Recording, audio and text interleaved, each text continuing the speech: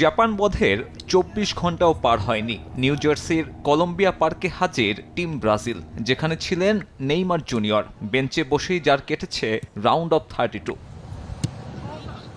তবে বেঞ্চ থেকে শুরুর একাদশে ফেরার সময় এসেছে নেইমারের। গ্রুপ পর্বে রাফিনিয়া আর জাপানের বিপক্ষে পাকেতার হালকা চোটে নিজেকে প্রমাণের মঞ্চ পাচ্ছেন ব্রাজিলিয়ান নাম্বার 10। এই সেশন ছিল হাতে গোনা কজন ফুটবলারের সীমাবদ্ধ।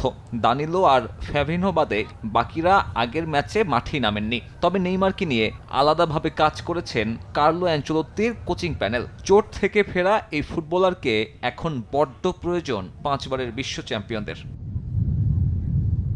এদিনও অনুশীলনে ফেরেননি রাফিনিয়া। পরের রাউন্ডে তাই তার ফেরার সম্ভাবনা অনেকটাই কম। মঙ্গলবার সিবিএফ জানিয়েছে পরীক্ষা শেষে চোট ধরা পড়েছে লুকাস পাকেতারও। বাপায়ের মাসেল ইনজুরি কবে নাগাদ ঠিক হবে সে বিষয়ে কিছু জানানো হয়নি। তবে রাউন্ড অফ 16-এ তিনিও যে অনিশ্চিত তাও অনেকটাই স্পষ্ট। করোনা বা যে কোনো ভাইরাসের এগেইনস্টে ফাইট মানি ব্যাকট্রলের লেফট রাইট। অ্যানচেলোত্তির সামনে এখন বিকল্প হিসেবে মার্তিনেলি আর নেইমার জুনিয়র। মার্তিনেলিকে সুপার সাব হিসেবে বিবেচনায় নিলে স্টার্টিং লাইনআপে ফিরতে পারে নেইমার জুনিয়র।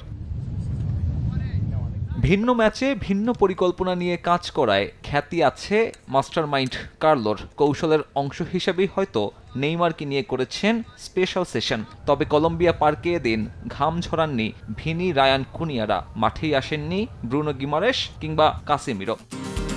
এদিকে জাপান ম্যাচের পরে বিশ্বকাপ জয়ের সম্ভাবনায় পাল্লা ভারী হয়েছে ব্রাজিলের। রাউন্ড অফ 32-র আগে যে সম্ভাবনা ছিল 4.1, রাউন্ড অফ 32 শেষে তা বেড়ে দাঁড়িয়েছে 9.1%। সুপার কম্পিউটারের প্রেডিকশন দেখাচ্ছে এমনটাই, যদিও একই সম্ভাবনার দৌড়ে এখনও সবার শীর্ষে বর্তমান চ্যাম্পিয়ন আর্জেন্টিনা।